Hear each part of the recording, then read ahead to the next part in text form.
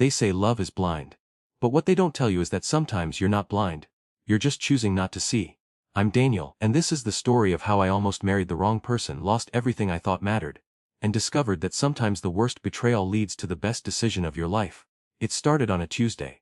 Tuesdays are supposed to be boring, right? The forgotten middle child of the work week. But this particular Tuesday, my entire world shifted on its axis, and I didn't even realize it until weeks later. Let me take you back 6 months. I was 31, working as a senior software engineer at a mid-sized tech company in Seattle. Good job, decent salary. Nothing flashy but stable. That stability mattered to me. I'd grown up watching my parents struggle financially, and I'd promised myself I'd never put my future family through that. Then there was Victoria. God, where do I even start with Victoria? We met at a mutual friend's art gallery opening 3 years ago. She was wearing this emerald green dress that matched her eyes, holding a glass of wine, laughing at something someone said. When she turned and caught me staring, she didn't look away. She smiled. That smile felt like coming home to a place I'd never been. Our first date lasted 9 hours. Coffee turned into lunch, lunch into a walk through Pike Place Market, the walk into dinner, dinner into drinks at a rooftop bar where we talked until they kicked us out at closing. She told me about her dreams of becoming a marketing director, her difficult relationship with her sister, her obsession with true crime podcasts. I told her about my coding projects, my amateur photography, how I'd rather stay in with a good book than hit the clubs. You're different, she said that night, her hand finding mine. You're genuine. Everyone in this city is always trying to be something they're not. But you're just you. I fell hard. Maybe too hard. The proposal happened on a weekend trip to San Juan Islands. I'd rented a small cabin overlooking the water, planned the whole thing for months. As the sun set over the ocean, painting the sky in shades of orange and pink, I got down on one knee. The ring wasn't huge, I'd spent 3 months' salary on it, but on an engineer's budget, it was modest by Seattle standards. Victoria Ain Morrison, you are my best friend, my partner, my home. Will you marry me? She said yes, she cried. She kissed me so hard we both stumbled. It was perfect. That was 4 months ago, 4 months that feel like a lifetime now. The wedding planning started immediately. Victoria had Pinterest boards ready to go. Literally, she'd been planning this wedding since before we got engaged, which I found cute at the time. Now looking back, maybe I should have wondered why she had such detailed plans before I'd even proposed. At first I was involved. We toured venues together, tasted cakes, debated color schemes. I didn't care much about the details, but I cared about her, so I showed up and offered opinions when asked. But gradually, something changed. It started small. She'd book vendor appointments without telling me, then get frustrated when I couldn't make it. I already talked to the florist, don't worry about it. She'd say when I asked to be included. Or, the photographer I chose is perfect, you'll love them. Without ever showing me their work. I tried to stay involved. Really, I did. But every time I asked a question or offered a suggestion, I got the same response: Daniel, I've got this handled. Trust me. The guest list became our first real fight, 280 people. I stared at the spreadsheet she'd emailed me, scrolling through names I'd never heard. Victoria, we talked about keeping this intimate. Maybe 75, 100 max. She rolled her eyes, and that eye roll, that dismissive gesture should have been my first warning. Daniel, these are important people. My networking contacts, clients from the firm, influencers I've connected with. Influencers, we're inviting social media influencers to our wedding. It's not just about us, she snapped. It's about building our brand, making connections, showing people who we are as a couple. I thought it was supposed to be about celebrating our marriage. Oh, grow up, everything is networking. You'd know that if you had any ambition beyond your little coding projects. That stung. My little coding projects were what paid for the ring on her finger and would be covering most of this wedding she was planning without me. But I swallowed the hurt. Couples fight, right? Wedding planning is stressful. That's what everyone says. The budget spiraled. The venue she chose cost $18,000, just for the space. The catering was another $25,000. The photographer was $8,000. The dress was $6,000. Every time I tried to discuss scaling back, she'd accuse me of not caring about our special day. Do you even want to marry me? She asked one night, tears in her eyes, when I suggested a less expensive cake, because it feels like you're trying to sabotage this. So I stopped suggesting. I just started transferring money into our joint wedding account, the account we'd opened specifically for wedding expenses. 20,000, then 30, then 40. My savings were evaporating, but she seemed happy, and wasn't that what mattered? The breaking point came on a Thursday evening, 7 weeks before the wedding. We were having dinner at her sister Melissa's house. Melissa, her husband Ryan, Victoria and me. It should have been a nice evening. Melissa had made lasagna. There was wine, conversation flowed easily enough. Until it didn't. We were talking about the bachelor and bachelorette parties. Melissa was asking Victoria about her plans. Some weekend trip to Napa Valley with her friends. Must be nice. Ryan joked, having a guy who'll bankroll your party lifestyle. It was said lightly, jokingly, but Victoria's response wasn't a joke. She took a long sip of wine, then looked at me with this expression I'd never seen before. Cold appraising. Like she was looking at a stranger instead of her fiancé. Well, she said slowly, Everyone keeps telling me I could do so much better than Daniel. Maybe after the wedding, I should look into that. The room went silent. Melissa's fork stopped halfway to her mouth. Ryan coughed awkwardly. I felt like I'd been punched in the stomach. What? It was all I could manage. Victoria laughed, this light, dismissive laugh that made it worse somehow. Oh come on, don't be so sensitive, I'm joking. Mostly, I mean, people do say it, my friends, my mom, even some of your friends have mentioned it, they think you're comfortable. Safe. But is safe really what I should be settling for? Settling. The word came out quieter than I intended. You know what I mean. You're sweet, Daniel, you really are. But you're not exactly setting the world on fire. You're a mid-level engineer at a mid-level company. You're content with mediocrity. Sometimes I wonder what life would be like if I'd held out for someone more ambitious, more exciting. Melissa tried to intervene. Victoria, that's really not. I'm just being honest. Victoria cut her off. Isn't honesty important in a marriage? Daniel's always saying how much he values honesty. I stood up, my hands were shaking, but I kept my voice level. Do whatever you feel is right, Victoria. What's that supposed to mean? It means if you think you can do better, then do it. I'm not going to beg you to love me or respect me. If this is how you feel 7 weeks before our wedding, then maybe we need to reconsider. Oh, don't be so dramatic, she squawked. Can't you take a joke? But it wasn't a joke, we both knew it. I left, drove home in silence, sat in my apartment. Our apartment, technically, though she'd moved most of her stuff in, and thought about everything that had led to this moment. I didn't sleep that night. Instead, I opened my laptop and started going through documents, the venue contract. Both our names were on it, but I'd paid the deposit, $15,000. The contract had a clause about modifications requiring signatures from all parties listed. I thought about that comment. Everyone keeps telling me I could do so much better. Everyone. How long had she been discussing this? How long had she been entertaining the idea that I wasn't good enough? At 3 in the morning, I made a decision. I called the venue at 9 a.m. sharp. Asked to speak to their events coordinator. Hi, yes, this is Daniel Matthews. I'm calling about the Morrison Matthews wedding booked for September 15th. I need to make a modification to the contract. Of course, Mr. Matthews. What kind of modification? I need to remove my name from the contract entirely. Victoria Morrison will be the sole party responsible for all payments and decisions going forward. There was a pause. Okay. But sir, we'll need Ms. Morrison to sign off on that change, and there's a substantial balance remaining. I understand. I'll have my attorney send over the proper paperwork, but effective immediately, no charges are to come through my account. Everything goes through her. I called my bank next. Removed Victoria's access to the joint wedding account. Not to take the money back. It was technically a shared account, but to prevent any more of my funds from going in. The $43,000 already there could stay, but not another penny. Then I called a lawyer. I found one who specialized in family law and contract disputes. Cost me $300 for a consultation, but it was worth it. Can she sue me for breach of contract or something? I asked. The lawyer, a sharp woman named Patricia, reviewed the documents I'd brought. You're not married yet, so there's no legal obligation. The joint account funds are tricky. Since both names are on it, she could argue you owe half of shared expenses. But if you can prove she made these decisions without your input or consent, and that she explicitly stated she viewed the relationship as temporary or wasn't committed. Patricia looked up at me. Do you have any proof of that? I thought about that dinner. Not recorded or anything, but there were witnesses. Get statements from them. And document everything going forward. Every conversation, every text, every email. Victoria didn't come home that night after the dinner at Melissa's. Or the next night she was staying with a friend. She texted. Need some space to think. Fine by me. The space gave me time to think too. On Saturday, 3 days after the comment, I got a call from number I didn't recognize. Daniel, it's Eric. Eric Chen. Eric, Victoria's coworker at the marketing firm. I'd met him a few times at company events. Nice guy, always professional. Hey Eric, what's up? Listen, man, I don't know if I should be calling you, but, he paused. I think you should know something about Victoria. My stomach dropped. What about her? There's a guy at our office, Cameron Price. He's one of the creative directors, pretty high up. Good looking, drives a Porsche, you know the type. And Victoria, she's been spending a lot of time with him. Late nights at the office, lunch meetings, coffee runs. At first I thought it was just work stuff, but what? Last week, a bunch of us went out for drinks after work. Victoria and Cameron disappeared for like an hour. When they came back, her lipstick was smudged and he had this smug look on his face. And yesterday, I saw them in the parking garage. They were in his car. Daniel, they were kissing. Like really kissing. I sat down, my legs just gave out.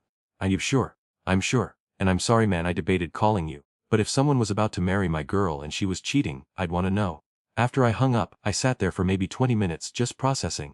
Then I did what any self-respecting software engineer would do. I started gathering data. I logged into our shared cloud storage, something we'd set up to share photos and documents. Victoria didn't know I had access to her automatically backed up phone data. What I found made me sick. Text messages. Hundreds of them. Going back 3 months. Cameron S. Can't stop thinking about last night. Your fiancé's a lucky guy. For now, I serve Victoria, she's stable, that's what I need right now, but God, you make me feel alive.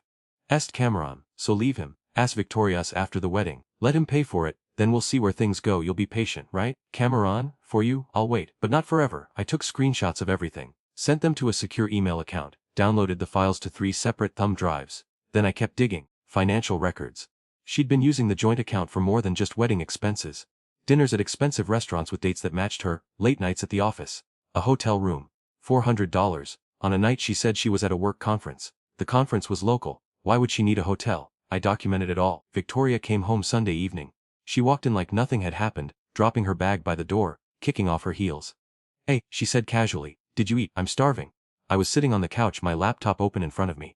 The screenshots were pulled up on the screen. We need to talk. She sighed, like I was being inconvenient. Daniel, if this is about Thursday night, I already apologized. You didn't apologize. You told me I was being dramatic. Fine, I'm sorry. Happy. Can we move on? Who's Cameron? The color drained from her face. Just for a second before she recovered, but I saw it. What? Cameron Price, creative director at your firm, drives a Porsche. Ring any bells? Has a coworker. Daniel. Why are you? Cut the bullshit, Victoria. I turned the laptop around so she could see the screen. Her text with Cameron clear as day. She went very still. Where did you get those?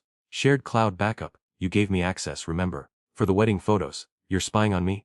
I'm protecting myself from someone who's been using me as a bank account while sleeping with someone else. She tried to deny it. Of course she did. It was a misunderstanding. I was taking things out of context. Cameron was just a friend. She'd never actually cheated. There's a text here from 2 weeks ago. I said, my voice eerily calm. You're discussing how doesn't suspect anything, and how after the wedding is paid for, I can finally breathe. That's me, right? I'm the he who doesn't suspect anything. Victoria's eyes filled with tears. Daniel, please. I love you. I do. I got confused. Cameron pursued me and I was stressed about the wedding. And I made a mistake. Months of mistakes, multiple hotel stays, telling him you're going to leave me after I pay for our wedding. Those kinds of mistakes. I never meant any of it. It was just fantasy, just escape. You and me were real. We're the plan. I'm not a plan, Victoria. I'm a person. A person you've been lying to, using, and disrespecting. She shifted tactics. The tears stopped. Her voice turned hard. Fine, you want honesty, here it is. You're boring, Daniel. You're safe and stable and boring as hell. I tried to love you, I really did. But being with you is like being in a beige room for the rest of my life. Cameron makes me feel something. He's exciting, he's successful. He's going places. He's married. That stopped her. What? Cameron Price. I looked him up. He's married with 2 kids. Did he tell you that, or did he conveniently leave that part out? The look on her face told me he had left it out. So you were planning to leave your boring fiancé for a married man who's been lying to you. Got it. That's really working out well for you. You're an asshole, you know that, maybe. But at least I'm not a cheater. Victoria left, packed a bag that night, and went to her mother's house. She sent me a text the next morning. I need time to think. Don't contact me. I didn't. But I did contact my lawyer. Patricia filed the paperwork to remove me from the venue contract. Sent formal notices to every vendor Victoria had booked. The caterer, the florist, the photographer, the DJ. Daniel Matthews is no longer financially responsible for services rendered for the Morrison Matthews wedding. I also locked down my credit, froze my accounts, made sure she couldn't take out any credit cards or loans in my name. The venue called Victoria 2 days later. She texted me furious. What the hell did you do? They're saying you removed yourself from the contract. I did. You can't do that. The wedding is in 6 weeks. You're right. Your wedding is in 6 weeks. Good luck, Daniel, please. I made a mistake. I ended things with Cameron. We can work through this? No, we can't. You used me, you disrespected me, you cheated on me, and when I found out, you called me boring. We're done. I'll sue you! You owe me half those wedding costs! Actually, I don't. Talk to my lawyer if you want the details. But the short version, you made all those decisions without my input, spent money without my approval, and I have witnesses and documentation proving you were planning to leave me after the wedding. So no, Victoria, you won't sue me, because you'd lose. The fallout was spectacular. The venue required immediate payment of the remaining balance, $32,000, or they'd cancel. Victoria didn't have it. The wedding fund only had $43,000, and that barely covered the deposits already paid. She tried to get her parents to help. They refused. Turns out her mother had never liked me, but she liked Victoria's behavior even less. You made your bed, her mother told her. You can lie in it. The caterer canceled. Then the florist, the photographer, Victoria's friends started asking questions. Why was the wedding falling apart? What happened with Daniel? At first, Victoria tried to control the narrative. She told people I'd gotten cold feet, that I was insecure and controlling, that I'd sabotaged the wedding out of jealousy. But Eric, to his credit, told the truth. He'd been at drinks with mutual friends and mentioned what he'd seen. Victoria's affair with Cameron became the hot gossip at her office. Cameron, it turns out, did not appreciate the attention. When his wife found out, and she did find out, he threw Victoria under the bus. Told everyone she'd been obsessed with him, that he'd tried to let her down gently, that it had never been serious. Victoria lost her job, not officially for the affair, but the hostile work environment after the truth came out made it impossible for her to stay. She resigned. Victoria didn't take it well. 3 weeks after everything fell apart, I got served with legal papers. She was suing me. Breach of contract, emotional distress, breach of promise to marry, asking for $60,000 in damages. I called Patricia. Can she do this? She can try. Won't get anywhere, but she can try. We'll fight it. The court date was set for November. In the meantime, I had to give a deposition, basically answering questions under oath about the relationship and the breakup. Victoria's lawyer was aggressive. Tried to paint me as a controlling partner who'd financially abused her by cutting off access to funds. Mr. Matthews, isn't it true that you unilaterally removed Ms. Morrison's access to your joint account? It's true that I removed her access to prevent further unauthorized spending. Yes. Unauthorized? You'd agreed to the wedding expenses, hadn't you? I'd agreed to a budget. A budget Ms. Morrison exceeded without consultation. She spent money on personal expenses unrelated to the wedding, including hotel rooms used for an extramarital affair. Objection. Victoria's lawyer snapped. Affair implies marriage. They weren't married. Fine, extra relationship affair. Is that better? Patricia smiled. She loved watching me stay calm. The deposition went on for 3 hours. By the end, Victoria's lawyer looked tired. I'd provided every receipt, every text, every piece of documentation. There was no ambiguity. The actual court date was almost anticlimactic. Victoria showed up in a conservative dress, her hair pulled back, looking like she'd been crying, playing the victim. I showed up in a suit, my lawyer beside me, my evidence organized in a binder. The judge was a middle-aged woman who looked like she'd seen everything and was tired of people's drama. Victoria's lawyer presented their case first, painted Victoria as a heartbroken bride, to be abandoned at the altar by a cruel fiancé. They showed expenses, talked about emotional trauma, referenced the verbal agreement to split wedding costs. Then Patricia stood up. Your Honor, if I may present evidence that contradicts Mr. Matthews' supposed cruelty. She started with the texts. Victoria's messages with Cameron, displayed on a screen for the court. The judge's expression went from neutral to disgusted as she read Victoria discussing her plan to who's me for the wedding, then leave. Then Patricia presented Eric's sworn statement. A coworker witnessing the affair, the deception. Then Melissa's statement. Victoria's own sister, testifying to the comment about doing better than Daniel. Then financial records, showing Victoria's personal expenses charged to the joint account. By the time Patricia finished, the judge looked at Victoria with open contempt. Ms. Morrison, the judge said, I'm going to be blunt. This is one of the most frivolous lawsuits I've seen in 20 years on this bench. You engaged in infidelity, you used Mr. Matthews financially, you planned to leave him after he'd paid for your wedding, and now you're trying to extract more money through litigation. Not only am I dismissing your case, I'm awarding legal fees to Mr. Matthews. You'll be paying his attorney costs, approximately $15,000. Do you have anything to say? Victoria's lawyer tried to object. The judge shut him down. I asked Ms. Morrison, do you have anything to say? Victoria stood there, tears streaming down her face, and said nothing. Case dismissed. 6 months have passed since that courtroom. Victoria paid the legal fees in installments. Took her 8 months, but Patricia made sure she paid every penny. I heard through mutual friends that Victoria moved back in with her parents. She's working retail now, trying to rebuild her life. Cameron's wife divorced him. Last I heard, he's paying significant alimony and child support. As for me, I went to therapy. Worked through the betrayal, the gaslighting, the manipulation. Learned to spot red flags I'd ignored with Victoria. I traveled, took 3 weeks off work and went to Japan. Something I'd always wanted to do but Victoria had dismissed as boring tourist stuff. I started dating again. Casually at first, but then I met someone. Her name is Allison. She's a teacher, loves hiking, and when I told her about Victoria on our 3rd date, she said, thank God you got out. You deserve someone who sees your value. I'm still a software engineer at the same company. Still mid-level, still stable. But I've realized that's not a weakness. Stability is a strength. Being reliable, honest, and decent isn't boring. It's rare. Victoria's comment that night, everyone keeps telling me I could do so much better, used to haunt me, made me question my worth. Now, I realize she was right. She could do better. Better behavior, better choices, better values. But the joke's on her because I'm the one who actually did better. I found someone who appreciates stability, who values honesty, who doesn't see my kindness as something to exploit. And Victoria, she's still looking for excitement, still chasing the fantasy, still thinking that better means flashier, wealthier, more dramatic. She'll probably keep looking for a long time. If you're in a relationship where you feel undervalued, where your partner makes you feel like you're not enough, where you're constantly being compared to some imaginary standard you can never meet, leave. Just leave. You're not boring. You're not mediocre. You're not a safety net or a backup plan. You're a person who deserves to be loved fully, honestly, and without reservation. When Victoria told me I should let her do better, I called her bluff. Turns out I was the one who ended up doing better, way better. And if you're in a similar situation, you can too. Sometimes the best revenge isn't revenge at all. It's living well, choosing yourself, and walking away from people who can't see your value. I walked away. Best decision I ever made. If this story resonated with you, hit that like button and subscribe. Share your own story in the comments, I rate every single one. And remember, you're worth more than someone's backup plan. Always,